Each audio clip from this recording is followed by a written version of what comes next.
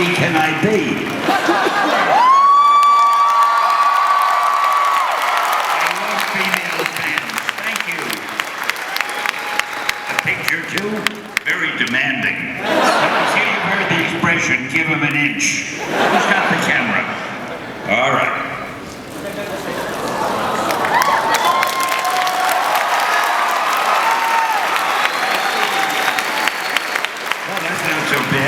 My question deals with a subject that you probably have been asked over quite a few decades now, but as far as the death of Gwen Stacy, I know you didn't actually write all of that, at least according to a documentary that I watched, but did you see it coming?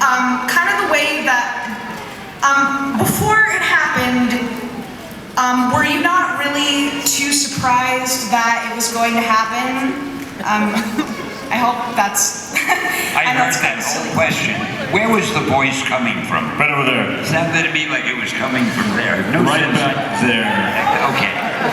That guy right there, this laughing. No, it was a woman's voice. Gwen Stacy. This is a very sore subject with me.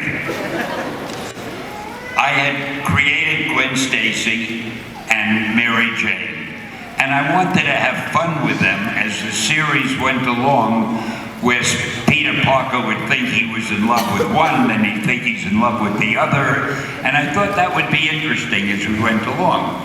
One day, I had to go to London on business for some reason, and I didn't have time to write the book, so I told Jerry Conway, who was one of our better writers, I said, would you write Spider-Man for me for a while? I came back to the United States and I found out he had killed Gwen Stacy. I almost killed Jerry Conway.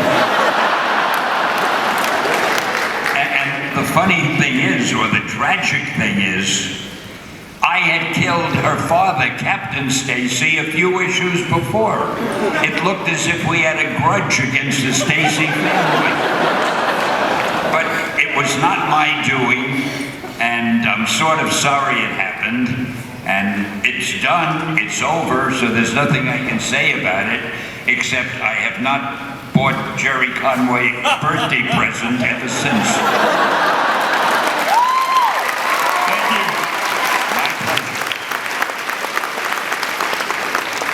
Hi, Stanley. Hi. This is my mom, Rosie. She's a big fan, too. She's a little shy right now. But her question is, how do you feel when they make your movies and they change the story? This may come as a surprise to some of you, but these are fictitious characters.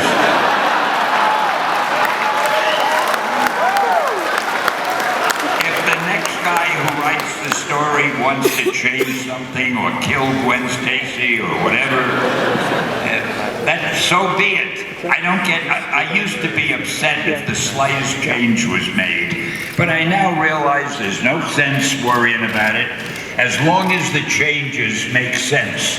And I'm referring mainly to the movies. As long as the changes make sense and it's a good movie, I'm all for it. And I enjoy seeing them. And of course, I enjoy my cameos the most.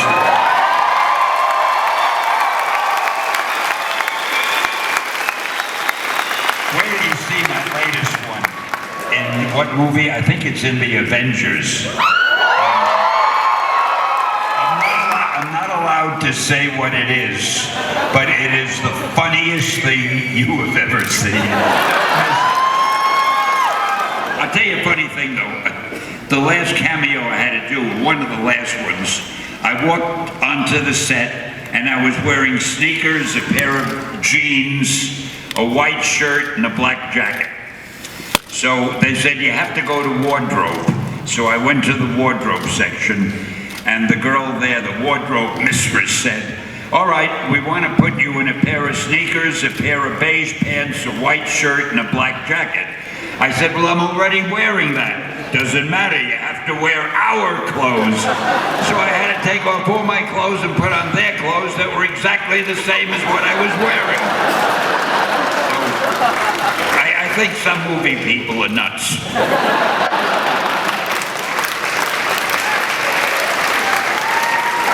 Oh, and then another thing.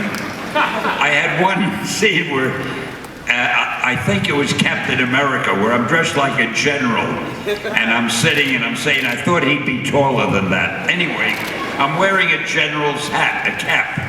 So after I go to wardrobe and get my general's uniform, they say you have to go to makeup. So I go to makeup, and they put some stuff on my face to make me look even more beautiful, if you can imagine. And then she starts combing my hair. And I said, look, I'm gonna wear a cap. It doesn't matter, it's my job to comb your hair. She spent a half hour fiddling with my hair, and in the scene I put on a cap and you don't see my hair.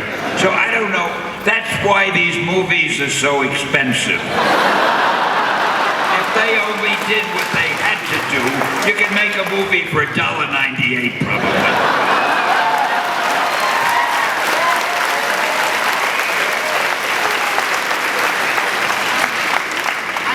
Questions. The first one is, can you say Excelsior? Oh, can I ever say that? Stand back. Excelsior!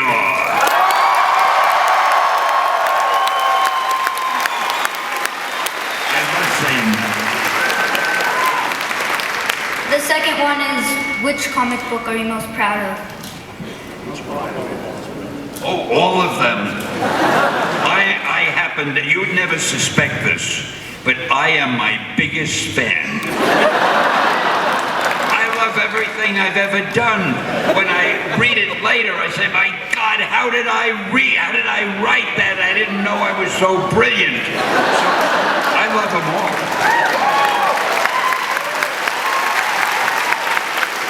I love this audience. You can say anything silly and they laugh. You're wonderful.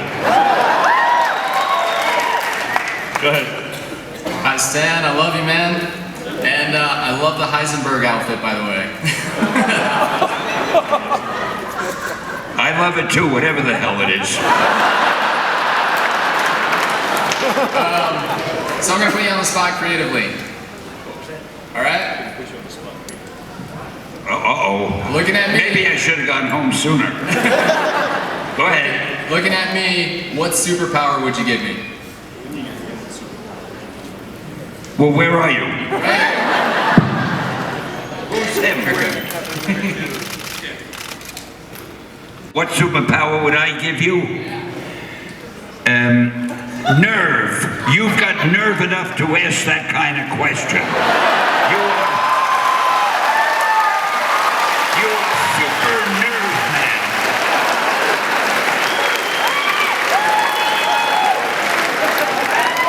Well, I got out of that one. What was your favorite Marvel movie cameo that you were in?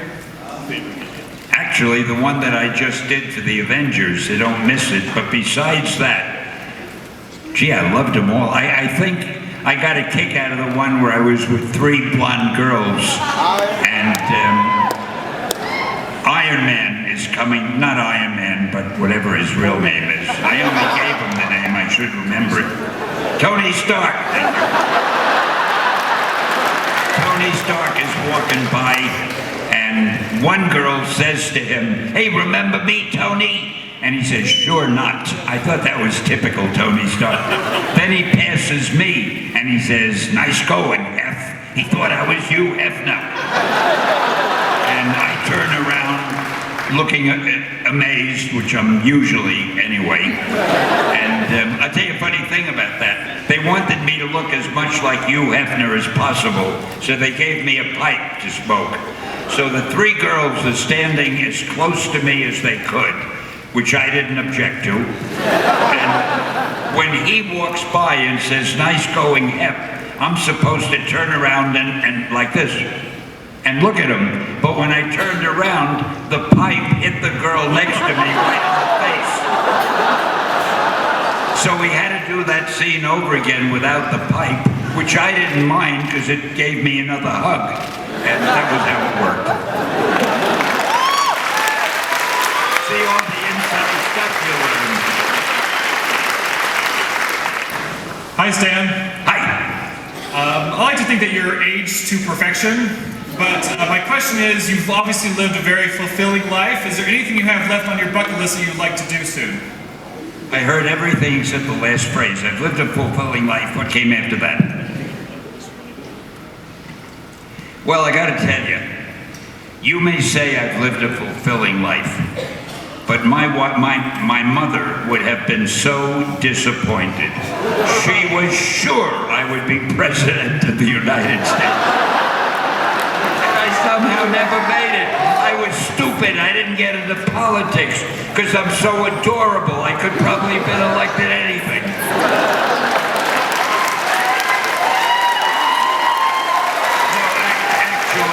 I don't really have a bucket list. I just wish things would stay as good as they are and I could keep coming to great conventions. By the way, you people have the greatest Comic-Con in the world.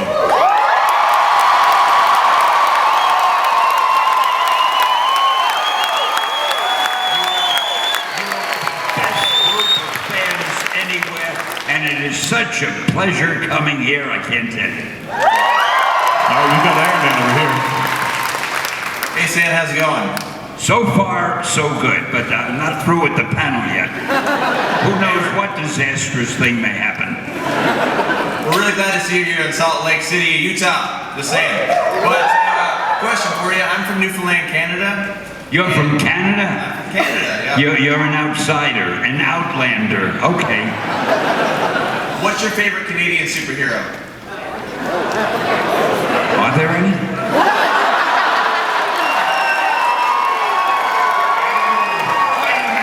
Wait a minute, Wolverine.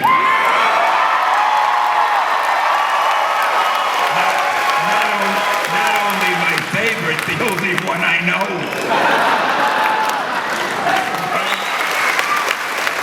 Go ahead, little man. Hello, I'm Anakin, and I was wondering if you could have 5 Marvel superheroes work for you and help you do your work and stuff. Which 5 superheroes would you have help you? Can we bring it down to 2? Yep. Okay.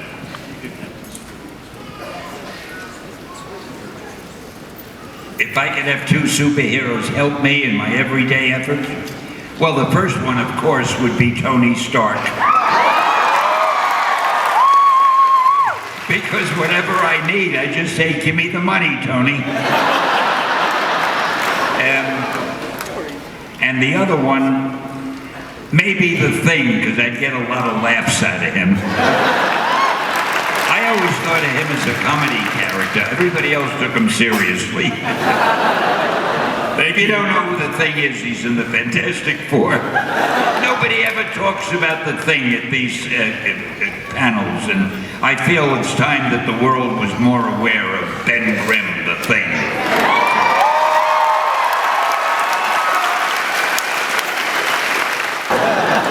All right, last question. Yeah, right there. Last one. Hi. I was wondering, which is your favorite Spider-Man from Tobey Maguire and Andrew Garfield? Oh, I like them both. I think they're both. Tobey was wonderful. Andy is a different look, but he's also a great actor. And to me, they're both really terrific Spider-Men. And the only one who could probably have done better, but I wasn't available at the time.